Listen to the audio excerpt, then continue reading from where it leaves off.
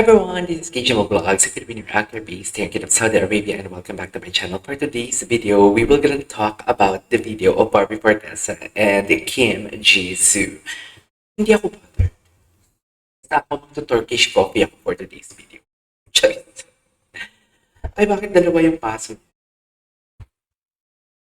Kaya, basta ako magto-Turkish coffee lang ako. Magkakape na lang ako for today's video. Napanood nyo ba yung isang vlog ko? Yung bagong vlog ko, yung pinaka-una kong vlog, yung pinaka-huli kong in-upload for today's video. Charis. Hindi ako nababother. Mas masaya. Charis. Mas masaya ako for today's video. Hindi nga din alam kung ano ba? Ano bang role ni Barbie dyan? May project pa talaga sila together. Basta hindi ako nababother. Kilala niyo ako. Charis. Kung may project man sila, go. Magpasalamat tayo. At least may blessings na dumating for today's video. Basta ako alam ko na. Alam ko kung ano mga nakalatag. Alam ko kung ano mga nangyayari. Kung napansin ninyo sa pinakahuling vlog ko na in-upload, yung may tinawagan ako. Actually, isa lang yun sa mga source ko. Charis. Hindi naman sa pagmamayabang. Na-triggered kasi ako sa nabasa ko na ang sabi, anong pangalan yung Rodelio o Rogelio? Na isang beses lang naman siya nag-comment sa video ko. Nakikita ko kasi kung ilang beses kayo nagko-comment, guys. So basically, kung may nakikita kung sinong puro pait ang kino-comment sa akin, binablock ko na yan after. Pero may nag-comment kasi sa akin na wala ka naman sa Pilipinas, mas mabuti pa daw. Kino-compare ko sa, hindi ko na babangkitin kung sino yung vlogger. Kino-compare ko sa isang vlogger na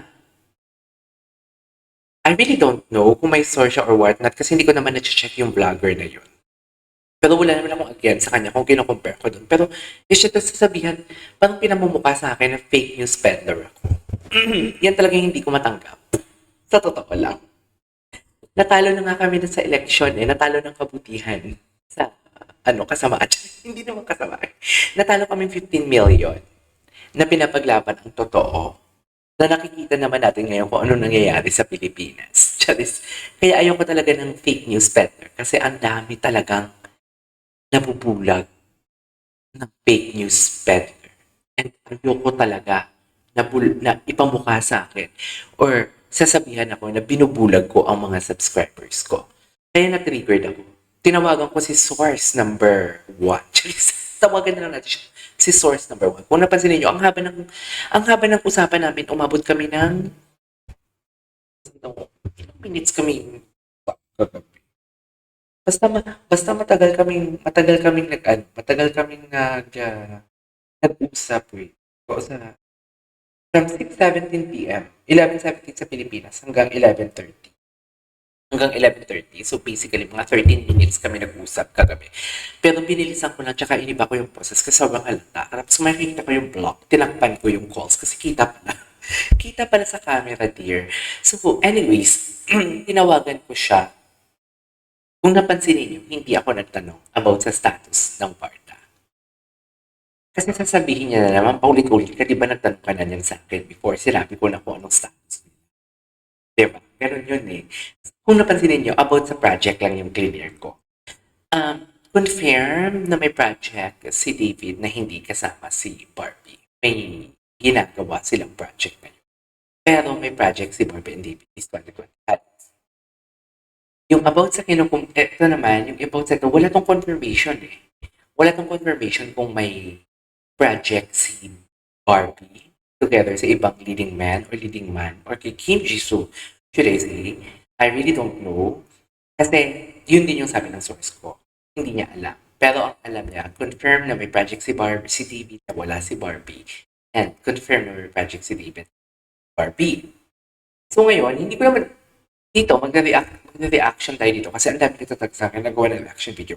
Gagawa ko siya ng reaction video, hindi dahil sa video ni Barbie and the Kids. Gagawa ako sa reaction video.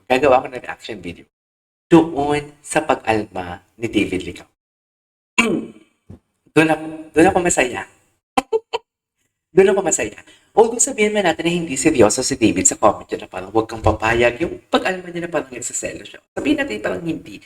Na parang hindi siya nagsiselos. We're not about talking about alam mo yung seryoso siya o hindi, selos man o hindi.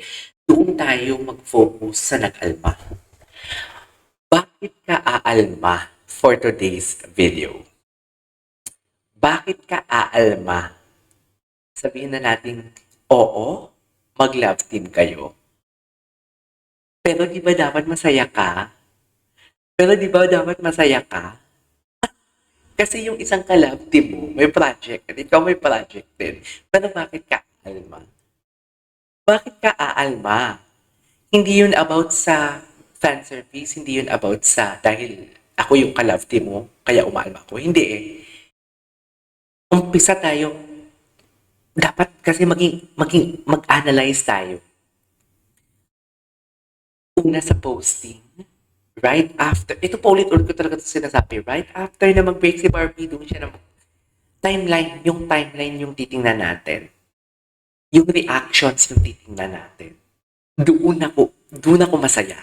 Kasi umalma siya. Alam mo, indeed, minamind conditioning nila tayo. Thank you pala sa mga nag-comment ha, na, kasi hindi ko talaga maalala, ano tawag doon? Mind conditioning pala. Maraming salamat sa nagsabi na about sa mind conditioning na to. Pero doon lang talaga tayo aalma sa point na parang the timeline itself. Yung timeline lang talaga. Anyways, panoorin natin to. Huwag kang lumapit, hindi ka handa.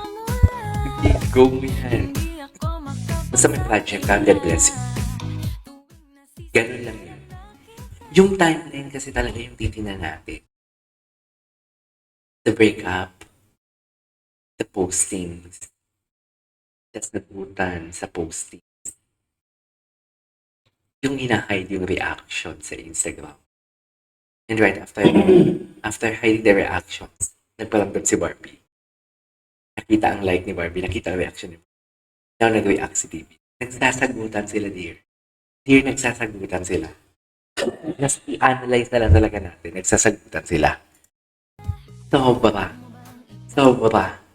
Inunahan mo kasi David yung pag-post kay Sanya eh. Joke lang. Inunahan mo kasi talaga eh. Diba? Hindi ako buttered. No, I'm not buttered. Gusto ko yung mga reactions and everything. Ang ganda ng mga reactions ni David.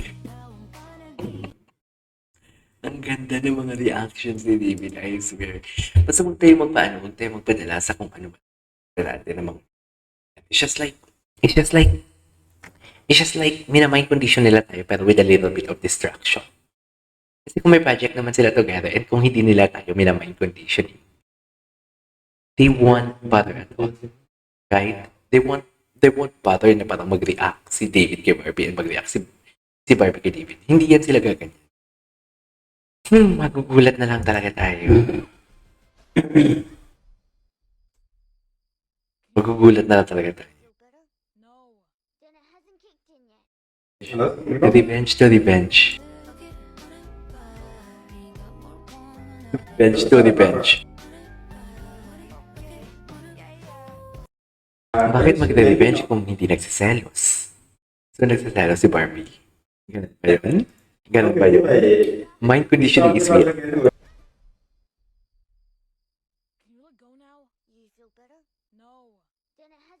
Mind conditioning is real.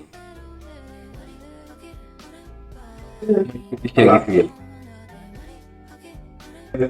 Tsaka dear, feeling ko wala naman silang project together.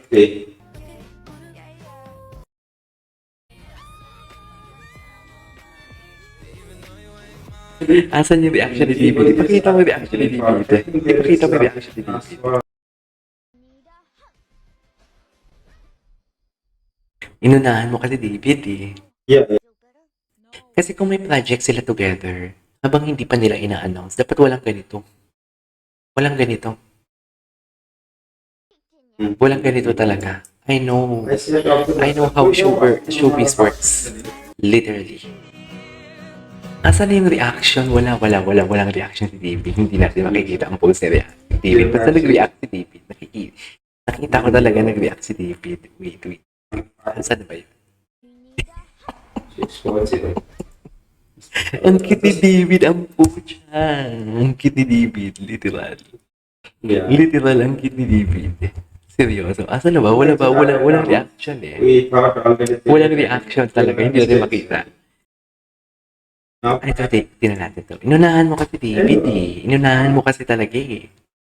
Anyways, pupunta pala siya Hong Kong. Hala, ang ganda ng shoes. Ay, hindi pala yan Yeezy. Is that... Ay, Yeezy. Oo, Yeezy. Tatay, sino yan? Indiano ba yan? Parang Indiano. Hindi pa parang inunahan kasi ni David. Nag-revenge lang si Barbie. Eh, ang gustong-gusto ko dito, yung how David reacted to the said video. Right? Yeah, so this is Kijam Vlog. See you in my next vlog. Bye!